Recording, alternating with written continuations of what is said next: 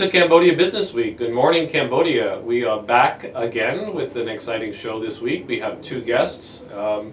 Both of them are Cambodian this week, which is a fantastic thing because we usually have a little bit of a mix, but we have two Cambodians on this morning. Two very, very influential and exciting Cambodians, one in business and one in the NGO space. But we're going to start with business because this is Cambodia Business Week. Nice. So I want to first introduce you to Khorn Chhundara. My Khmer is getting better. Better, yeah. That's great. I will call you Dara just to make it simple. Sure. So Dara, you have three exciting businesses here. So anybody listening to the show would know these brands, or at least certainly would know Koi Café. I do hope so, yeah. We have Koi Café, we have Tube, yes. and we also have Orkin, which is a new business that you just started. Right, yes. All right. Two of them are in F&B, and one of them is in pest control, and three of them all are franchises. No, two are franchises and Tube is my own creation in Cambodia. Okay, which one's your own creation? Tube Café. Tube Café, that's right. I will tell, this is your own creation, but in a sense you've copied a model that was very successful in another part of the world. Yes, it's Cambodianized. Inspired, yes. Yes, and you're inspired. That's a good word to use. I like that. It's not copied, it's inspired. More or less, yeah. Yeah, okay. Let's first start with you, because you've had some time, obviously by your accent. Right. You spent some time in the U.S., sort of a fellow American in a way as well. You can say that, yeah. Yeah, so you were I was East Coast, you were West Coast. Right, yes. Right. So let's talk about first, where were you born? I was born here, 1989 in Phnom Penh. So still a young guy. Relatively young. 28 years old. It depends. 28-year-old entrepreneur. I mean, the customers I'm serving now are in their early 20s, so when I meet them, I do feel that. But an entrepreneur at 28 is fantastic. A great success story. So what part of Cambodia were you born in? I was here in the city. My parents are from Khorn, and then after the war, they migrated to the city because there was opportunities in markets here. Yeah. Right. So a lot of opportunity after the war, right? There were, yeah. For those that were able to survive it, it was a good time, yeah. Did they tell you stories about the war? Sometimes too much, but yeah. They remind you how hard they had it. They have, yeah, but I do appreciate their hard work, and I think it's good to understand and learn from their hardship, so that this way when we go through our own hardship, we have something to kind of fall back on, and say like our parents can do that, we have to be able to do better. Keeps them humble, right? Yeah. Keeps everybody humble. All right, but then you grew up in Kampong Cham, and then No, I grew up here. You grew up in Phnom Penh, and then you left. What age did you leave Cambodia to go to the golden opportunity of America? I remember it was July 7th, 2000. I was about 10 years old at the time. Yeah, and my parents wanted to give me an opportunity to have a better education. Right. And education in Cambodia was not that there were no good education, but good education was very costly.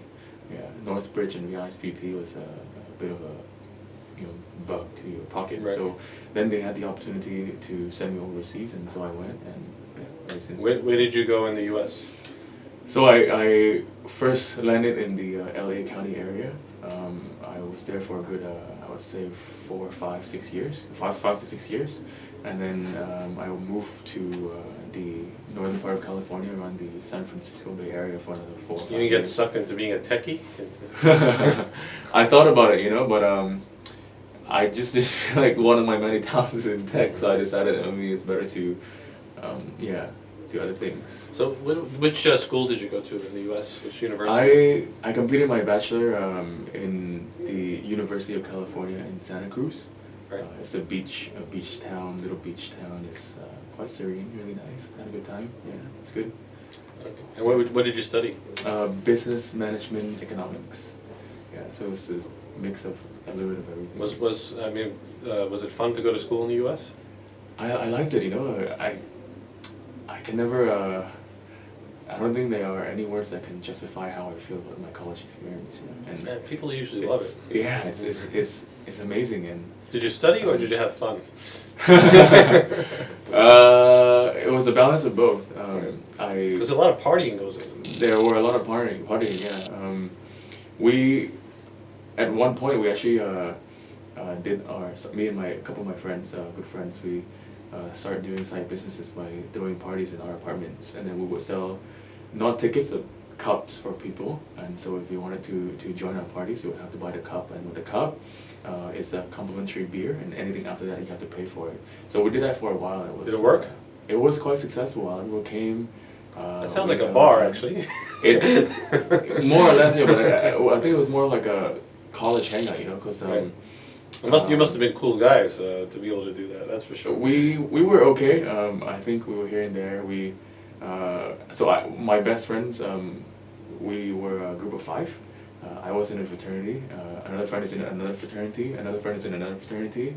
One friend is the soccer team leader, and another friend, he's in this like dancing group, right? So our group was kind of diversified in terms of the organization. Interesting. You had soccer, which is totally unpopular. Dancing, which is among men wouldn't be that popular. Right, yeah. And the Asian guy, right? And the Asian guy, yeah. So Yeah. and my group was mixed. We had a Russian guy, we had an Italian guy, we had me, the Cambodian guy, a Mexican guy, and a African American guy. So it was a mixed bag, and we were in different organizations. So our network was I guess wide enough to pull people into our. And how was it being in Cambodian, which Americans are terrible at geography, and probably 90% of the people you talk to said, Cambodia, where is that? Right. In Europe. Yeah. I've been asked if it was part of China before when I was in the US. Right. Was it difficult being a Cambodian person, or were they welcoming? And California usually is a very welcoming place. Yes and no. I happened to, so when I got there, I entered 6th grade. I think California overall is a relatively welcoming place, yeah, just because there's a lot of immigration, there's a lot of diversity in terms of ethnicity, right? But you have to imagine 6th grade kids, they're not as... They're not the nicest people in the world. So when I went, I didn't really It's worse in speak New York, English. believe me. So yeah, so that happened. But I switched school in 9th grade when I moved to a new high school. That was good. So my English is better. I understood the American culture better, you know, and things just picked up from there. Well, look, there's a lot of positive things you take back from America. There's no doubt about it. Yeah. It's an amazing country to be educated. It's an Yeah. amazing country to work. And Yeah. unfortunately, sometimes the world sees the worst of it instead of the better of it. Most Yeah. people I know that lived in America, Yeah. that worked in America for short periods of time, absolutely loved it. It Yeah. was a great experience. Yes. I love it when I go back as a tourist. There's no doubt about it. When I go back as a tourist, I enjoy it more than actually living there. Yeah. So what did you take back from the U.S.? What did you learn in the U.S.? What did America teach you that you brought back here? The list, I would say, is endless. Give us the but top. Give us the few- top 3. I would say a few things that I really would take back and share back with my colleagues. I think one is self-confidence and the perseverance to pursue what you like, you know. Cause America makes you feel like you could always succeed. There's always even There's if you always that fail, dream, there's yeah. always the next day. I think America really, how do you say it, really promotes the idea of the underdog coming out of that shell, you know, and just kind of taking over. But most importantly, I think it's the freedom and the courage and the confidence to have your own idea, to have your own dream, and then push it forward, you know, because in other parts of the world, from my experience with traveling, sometimes you have to kind of follow social norms a bit more. You know, sometimes the culture can be a bit overwhelming. So what you do and what you say and how you act can be limited by what the social norms are. But in America, it's whatever your values are, whatever your virtues are, if you truly believe in it and you have confidence that it's the right thing to do, then you do it. You don't care too much about what other people say. Yeah, and I think this is really a strong value, you know, that American. So it gave you confidence. It gave you the ability to sort of say, I could be what I want to be. And any last, what's the number 3 though? What's the number 3? The number 3 would be the eye-opening. Like when I was, one thing I used to tell my friends and family is that doing business in Cambodia has its challenges, and it also has its advantages. So the advantage of doing business in Cambodia is that because it's a developing country, it doesn't have much of the things you see overseas. So I did my master's in the UK, so I had a chance to see. Oh, you lived in the UK as well? For a short while, yeah. And so there I got to see. London or? Bristol. Bristol, University of okay. Bristol, yeah. Oh, so what's West Side. what's the big difference between the American culture and the British culture? My comparison is probably not the best. Please don't take my opinion seriously, but I think the UK culture is a bit more structured. So when you go, you feel like there's a sense of structure in the society, and there's a sense of maybe it's because they still have a monarchy institution, so you feel like there's this structure of society. Whereas in the US, it's more of like free for all kind of thing, you know. And in the UK, the way people behave and the way people dress are also quite different from the US. The US, in the way that we speak and the way that we... They don't have pastel it's a bit more shorts rowdy, and big you know? t-shirts. Yeah, you're right, yeah. But for sure, I think Americans are a bit more, I would say, energetic, charismatic, outspoken, whereas the British would be, in the worst way of characterizing British people, I think they're a bit more conservative. They're a bit more, how would I say it, well-behaved than Americans. It's probably, I think the word you're looking for is they're more, they're inner. Yeah. More. I mean, they're not introverts. Right. Or, yeah, so Yeah. I lived there for 5 years. So Nice. I love the UK though. I love it. If there's one place I can choose to go back, it would be between Switzerland and the UK. Yeah. So those are my... Mine is Hong Kong. I love Yes. Hong Kong. All right. So what brought you back? What brought you back to Cambodia? After you got your master's was in which, the UK. Yeah. I did my master's in management. Management. Yeah. So that was in 2000. End of 2011. I did my dissertation. I finished my master's when I was 22, and then my family, my friends were all in Cambodia. Well, not friends, but my family and relatives were all in Cambodia. You know, and I had a chance to come back to Cambodia every summer break to visit family.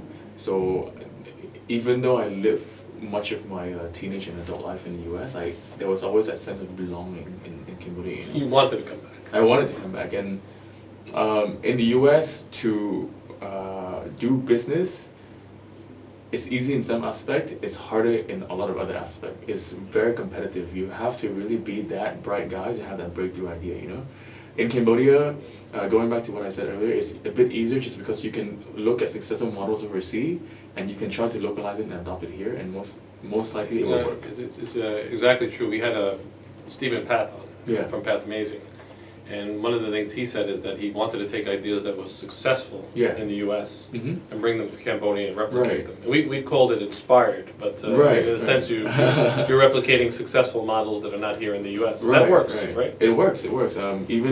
Even on marketing campaigns, you know, what we often do is, because if you do, let's say, something similar in the U.S. that somebody has already done in the U.S., then it would be frowned upon. But if you were to do it, let's say in other parts of Asia or other parts of developing countries, we will be the first person to do this, you know. And so it's not exactly copying. It's the inspiration. It's taking inspiration from a successful model and then localizing it, changing it, recoloring it, redo everything, and then applying it to Cambodia context. Right. So when you came back, you fresh with your degrees. The family said, "Welcome back." Yeah. What was the first thing you did? What was the first job you had here? I interned at Gloria Jean's Coffee. Were you a barista? I was a barista for about a month. You used to give me coffee. Yeah, that was you, wasn't it? That was me, yeah. So I did that, yeah.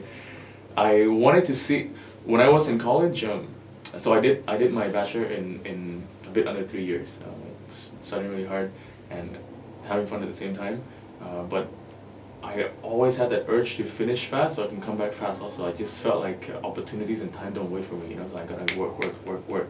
And so when I got back, when I was in college, every year I would change a new company just to see what it was like in different industry. I was doing telemarketing for a while, I was a tour guide for a while, I did barista at Starbucks for a while, I also worked at a wall painting company. You know, so you got all this experience. So I had this kind of a sneak peek into different industries. So when I came back, I wanted to see what it was like to work as Cambodian employees. You know. Yeah. So how long did you do Gloria Jean? I did it for a month.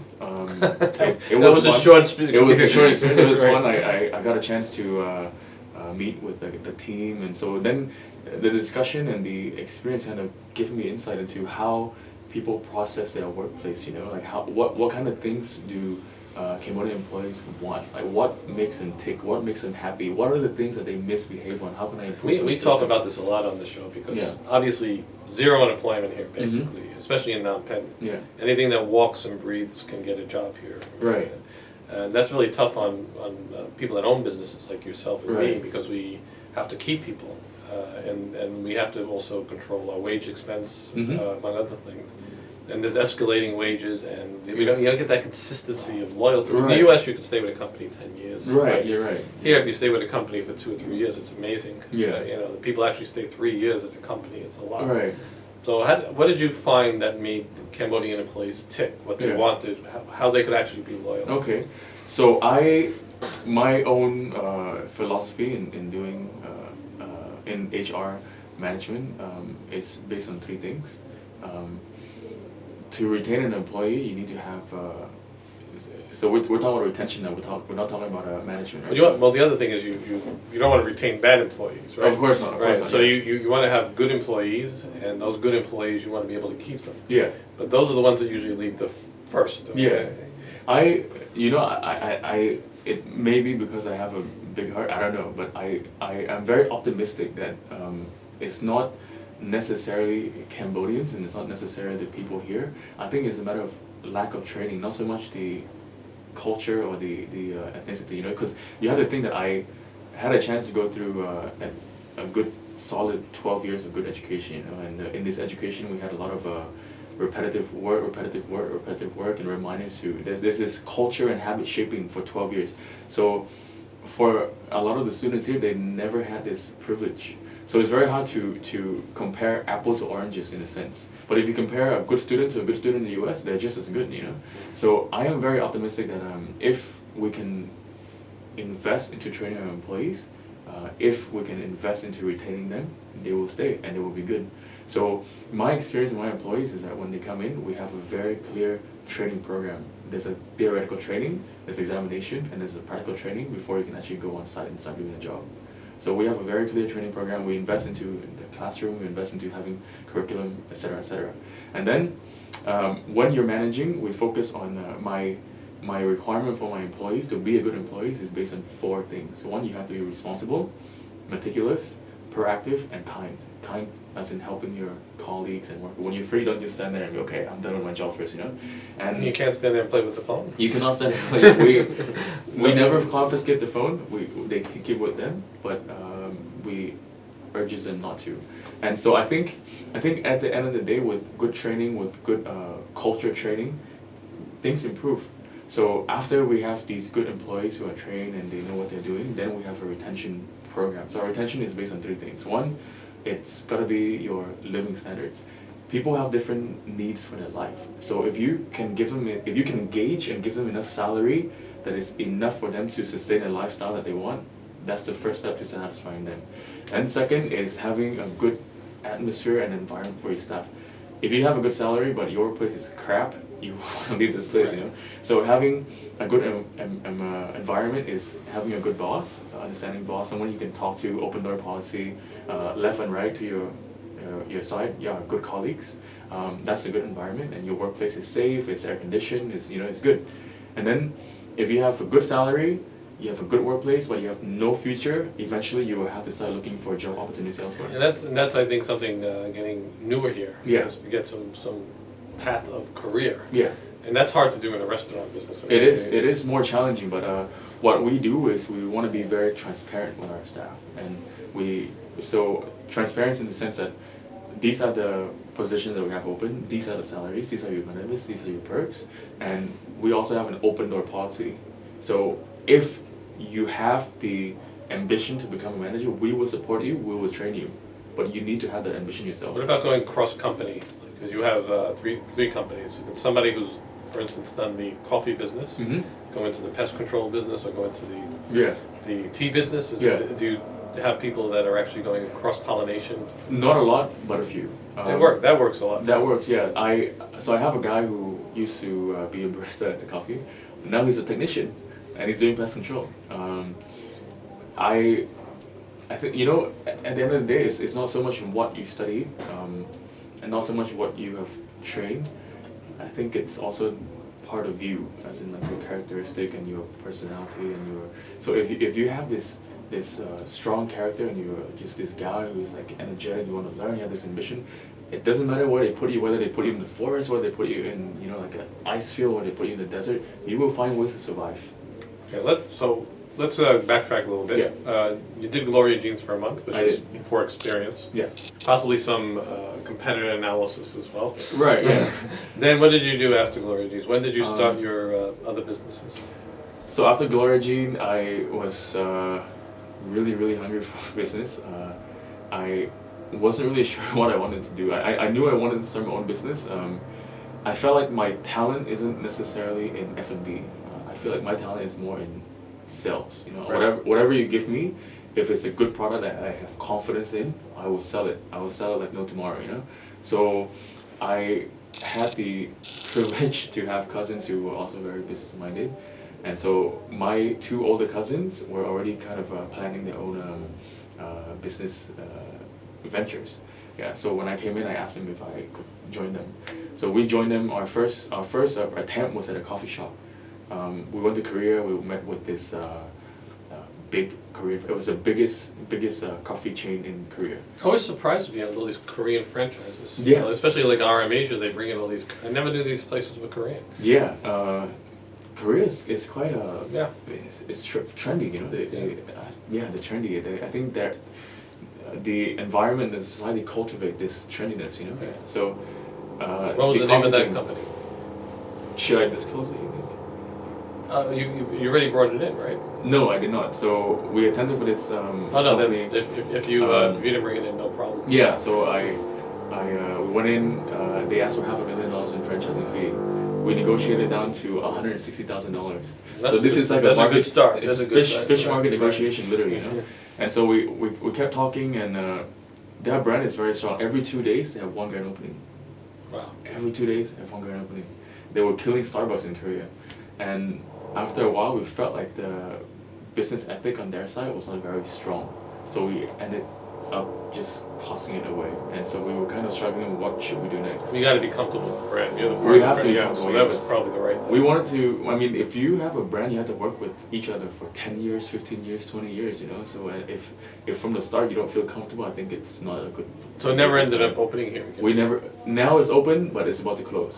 Okay. Yeah. So they came in with someone else. I think the other person didn't do a good job with management.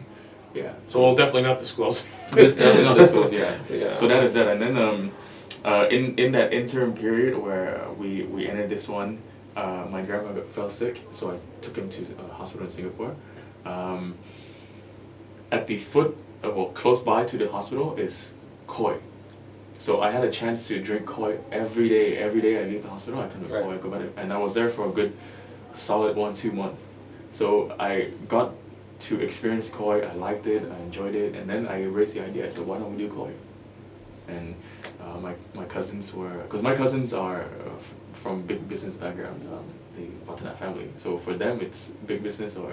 You just went to that big wedding, right? Yeah, I was at that big wedding. I was helping out the wedding. So then it was kind of a bubble tea business is viewed as a smaller business, and it's not really a crazy big business. So koi is a bubble tea business. Koi is a bubble tea business. You're right. Right. So I'm American, right? So this Yes. this bubble tea thing, I never understand it. But Yeah, we are a bit different though, because traditional bubble tea business that you see in America are, I would say, very artificial. It's not tea. But what is bubble tea?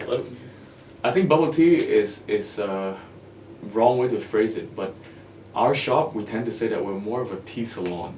We're like the Starbucks of tea. So you come in, you have different options of tea. These are quality tea. Being part of the Vatanak family, right? So you have a fantastic, incredible twangs, it's called, right? In Vatanak Tower. TWG? Yeah, TWG, right? Yeah. Yeah. Now that's really like a connoisseur tea place. It is a And connoisseur. bubble tea is a little different, right? It's a little different. Bubble tea is a bit more. So personally, I would never say we are a bubble tea shop. When people ask us, I would say we are a tea house. You come in, we have these real tea. So these are good quality tea leaf. We buy, we brew, we make, and then we take these tea and we make it recreational.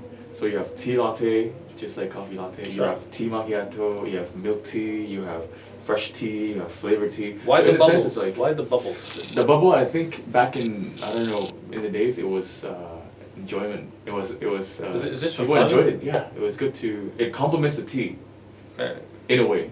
And it's very sweety stuff, though. It is very sweety stuff. But you don't have to have the bubble. You can have aloe vera if you want to. You can have grass jelly, which is good for you. You can have other jellies. So before we went on, we were talking about the big fashion was to open up these tea places, and a few tea places did come 3 in or 4 before. years ago. Yes. Yeah.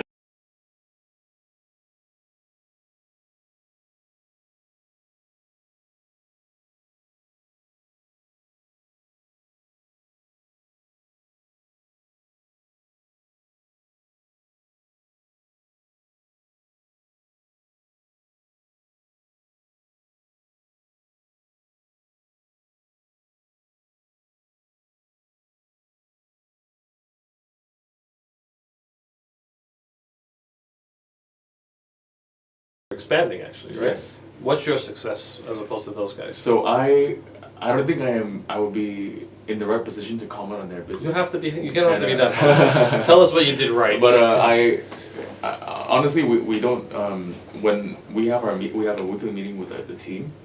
We never talk about other people's business. So we focus on what we can do and what we can do best, and we do our best. So at it. you have to. That saying, learn from mistakes, right? Yeah, So yeah. what was So, that? What would have you said that they didn't do right that you guys picked up on? So we should do this. Right. I don't know exactly what they didn't do right, but if I were to guess what I think we did right, it would be our quality management. So from the start, from training How to does that get customers in? Because I mean, you're in a business where people are going there to drink tea. Yeah.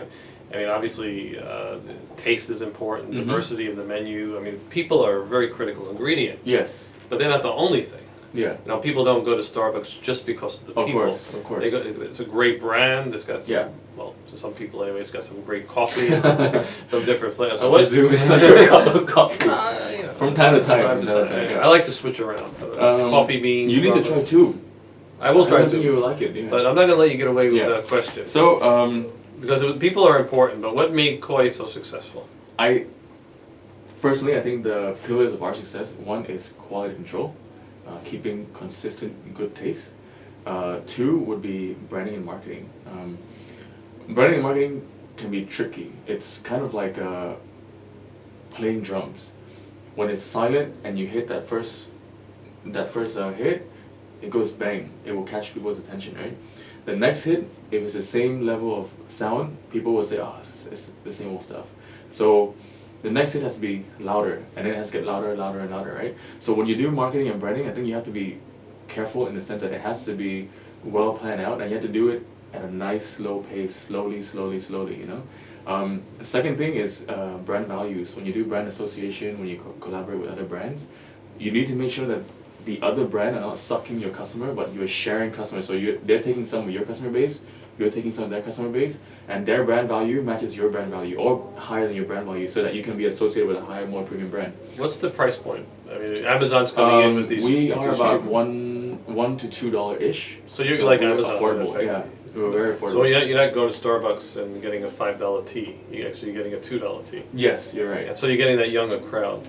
Yes, you're right. And is it sort of a hangout place where I It is a put hangout my place. PC up, I stay there for 2 hours and have a $2 tea? Yeah. What I think people like, and what I hope people like about Koi, are one is delicious. I mean, if the place is great and the drink is crap, people won't go for a long time, you know. So one, I think we have to establish that the taste is good. I personally like it. That's why I franchise it. The taste is good. Second, we maintain that taste so that if you come in the next day, a year after, 2 years after, it's consistent.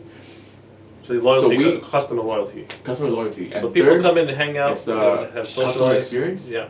So when you come into Koi, we train our staff on three things. You have to be welcoming, you have to be friendly, and you have to be warm. So warm in the sense like parents to a child, you know, like if the customer drops something and it spills, you do not wait until the customer asks you. You come out and you say, please let me take care of this. Sure. Don't worry, it's easy, you know. So we train our customer to be very, very engaging with our customers. So we train our employees. Staff, yeah, our sure. staff, yeah. So when you come in on a bad day, When you go in, even Starbucks or Coffee Bean where you go, they love customer loyalty. They Mhm. always socialize with you. Yeah. That's So important. this is something I think the coffee franchise business can teach other businesses because you know, when you go into a clothes store, they could give a damn sometimes, Yeah, right? you're But right. I mean, I know when I go in to get my coffee that person knows my name. How Yeah. are you? How's your day today? And it's important, you know. Yeah, but you don't get that. You don't get that normally. You get it in some F&B, but you don't get it usually across other businesses. So that's. You're right. I mean, when I go buy a refrigerator or something, that's. Go upstairs. That one or that one. Yeah, you're right. You're right. All right, so that's been great. Koi's been successful. Since what would you got to brag about the awards? You got to. So 2015, we opened in 2014. 2015, we received 2 awards. One was Business of the Year in Cambodia by the Young Entrepreneur Association of Cambodia. The following year, Brown was the winner for that same. You were ahead of Browns. We were 1 year ahead of Brown, yeah. And then. Are you friends with the Browns guys? We know each other. Yeah, I mean we. Is there a competition between them? I don't think so, unless there's something else I'm not aware of. But I don't think so. We like a little a little gossip on the show, so it's okay. We're family friends, so we hang out, we meet. Sometimes at events we drink together, we get drunk together. So I think it's friendly competition. I'm not competing with them anyway because we're doing tea and they're doing coffee. And our coffee is takeaway coffee, and their coffee is lifestyle cafe anyway. So it's 2 different spheres. Let's talk about Tube. So Mhm. Tube is a what you called an inspiration from something that was in Canada. Right. Now in New York we have these takeaway coffees as well Mhm. everywhere. Everybody has a cart you can take away Right. coffees, right? Right. So you people are on the run. They don't want to go to a coffee shop. They just want to quickly to grab a coffee Mhm. and go to work. Right. So what was the idea behind Tube? So we had the experience, and I guess we kind of learned a lot from Khoi in terms of operation and in terms of human resource management, branding, etc., right? So we wanted to take this and do something else with it, you know. And so when we asked ourselves, what is the next step? We want to continue franchising in brands, and we are now engaging in other brands from overseas also.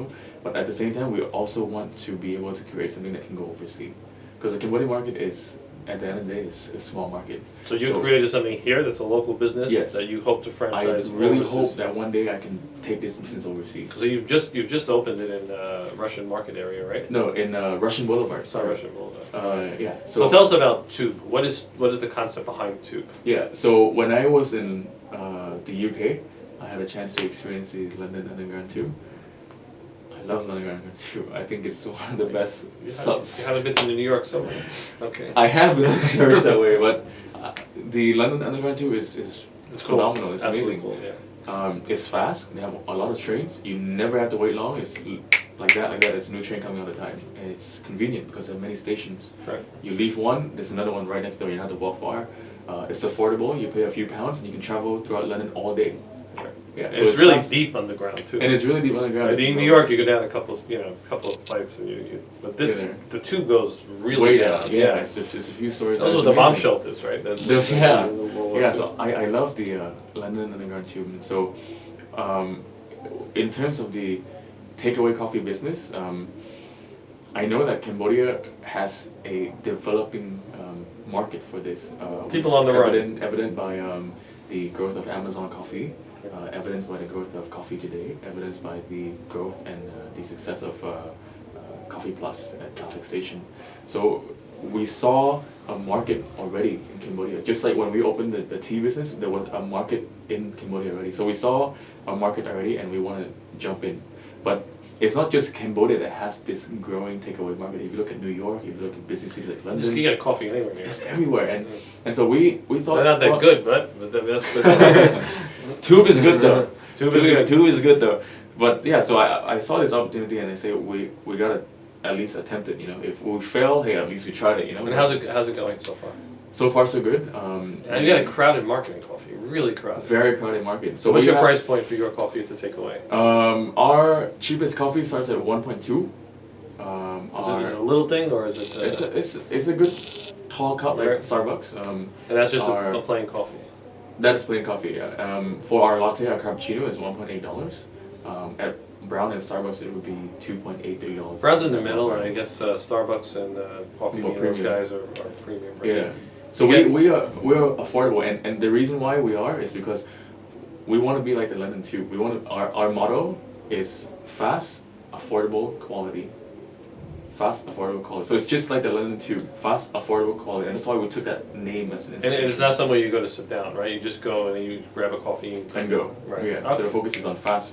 So your and costs go. are lower because you don't have a. Right. That's right. Okay. Right. So in the future, when we expand out, we may even do just kiosks. Maybe it's a cart. Maybe it's a thing. But the point is to get this brand, to get this consistency and quality, to get this deliciousness out there first, and get people to know it. And what about these carts now on the street that are selling these fast coffees? Yeah. That's competition, effectively. So when me and Or you could actually expand your tube business to that, right? Maybe not, but it's an idea. I'm always open to idea, but maybe not.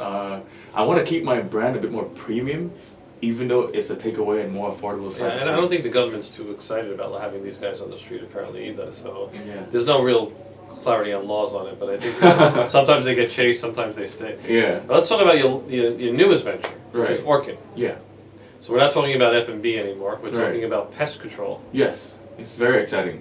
All right, and we're not talking Beautiful about business. pesty people. We're talking Yeah. about. We're talking about. We don't have that service yet. Maybe in the future we can develop that for In New you. York, we have that service.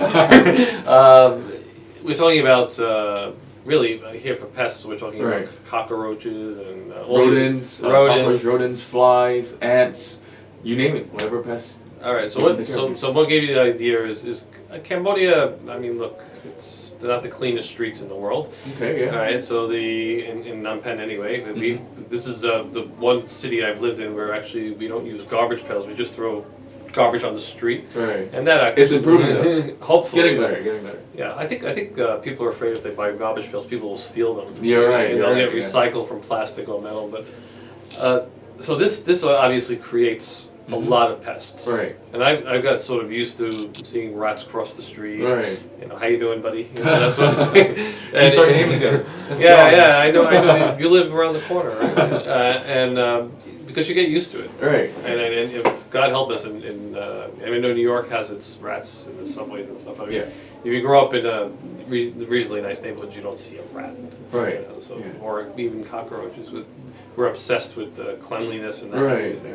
But here it's you kind So of different. you kind of adjust and say, okay, there's cockroaches, there's rats, but as long as they're not in the house, it's okay. Yeah. But they do get in the house. They do get in the house. A lot of them get in the They do house. get in the house, and it's not even how clean you are. It's Yeah. the fact that the streets are perhaps not as clean as they can be. Right. So I don't really hear people. I mean, I think the MO here Uh-huh. is to buy a can of Raid.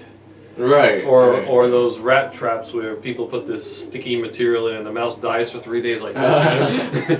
So this is how I think we've been used to doing it. Right. So are people going to get change their habits and say, look, I need a People already are. permanent solution?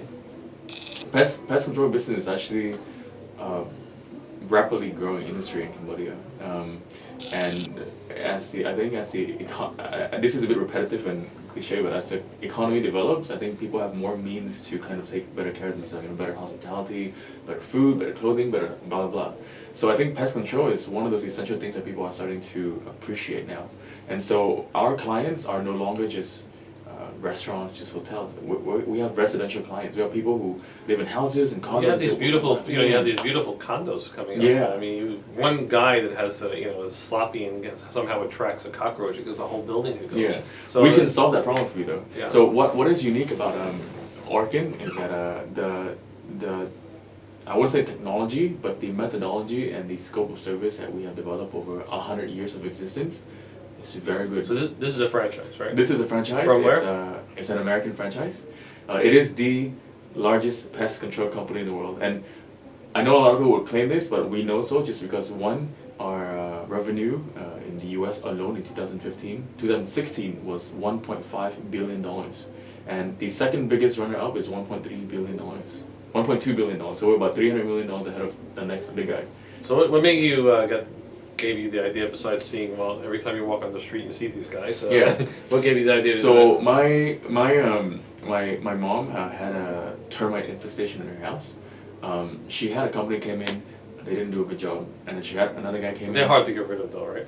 They are not that hard to get rid of. It's a hard job, but they're not hard to get rid of. You need to get after the eggs, right? Yeah, the queen. Yeah, you gotta find that queen. So then my mom got another company that came in and they did a good job, but it was very expensive. And coincidentally, she hired a new general manager for the company that used to be deputy manager in a pest control company. So when the guy came in, he started, out of a cocktail conversation, he started telling about his experience in the past businesses, and how it's this and that, it's great, this client, this is opportunity. So I said, oh, okay, that sounds pretty interesting.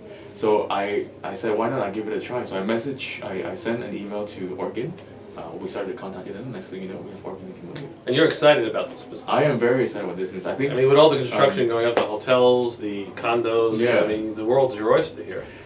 People, and there's not a lot of competition, right? There are quite a lot of competition. But not really serious competition. In terms of quality, I really believe I'm very confident we're the best. I'm very confident we're the best. In the world, we have proven that we're the best, Orkin.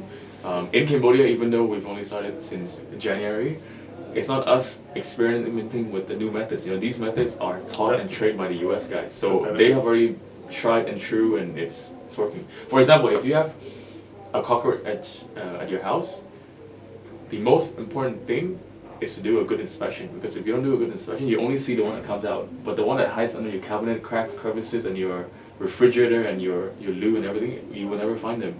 So our guys are very well trained to detect and find all these things. So that's the first big step. Second is having the right ways to get rid of them. If you spray Raid all over the place, or you get those other companies and do, it doesn't work. It doesn't work. It doesn't work because you have to understand their biology and the way they live. So in cockroach world, you have the pop and the mom and the kids. The mom and the kids never come out of their nest unless necessary, because they eat from the father's poop. And the babies never come out because it's a threat. When other males see this baby come out, they will kill it immediately. So it's like cannibalism. It's like cannibalism. Right. Cockroach world are very selfish. Once the father, impregnates the mom, it's not his kid anymore. It's a very individualistic society. He just comes and poops. He just comes and poop, and the family eats the poop. That's it. So when you spray these pesticides in your house, you're contaminating your house with chemicals, and you're only killing the one that are coming out. So you find the mom and the kids. You ask the dad to find the mom and the kid for you. So what you do is you have these new products and new methodologies. First, you have to identify their harborage point first, their nest, where they're living, and then you apply these new products near the homes. The father will eat it. He will not die today. He will not die tomorrow. He will eat this. Over the next few days, he will poop and he will poison the entire nests. And so essentially, you're getting rid of the Kool-Aid, as we say. It's got the Kool-Aid, yeah. So this is an example of how pest control should be done and how good pest control is done. Well, Dara, we've learned about coffee, we learned about tea, we learned about killing cockroaches. Yeah. It's been a fascinating time. I want to thank you. We have only that last question. And since you're Cambodian, this should be more interesting when we ask foreigners, which is, what do you love about Cambodia and what would you like to see improve? I think right now we are going in the right directions. You have been here for 9 years. I cannot even imagine, because I've only been here for 5 years. Been back for 5 years. You know what our stories are mostly, the expats that come here, right? That work here as an assignment, that decide that they don't want to go home, right? And then we end up dying here. So that's, we get wonderful Cambodian wives, and then you look strong and powerful, so don't worry, you'll be around for a while. But that's my story. I can't see any visibility where that's going to change. But I mean, if you compare just 9 years and 9 years ago to today, you see so much difference. Even the roads we drive on.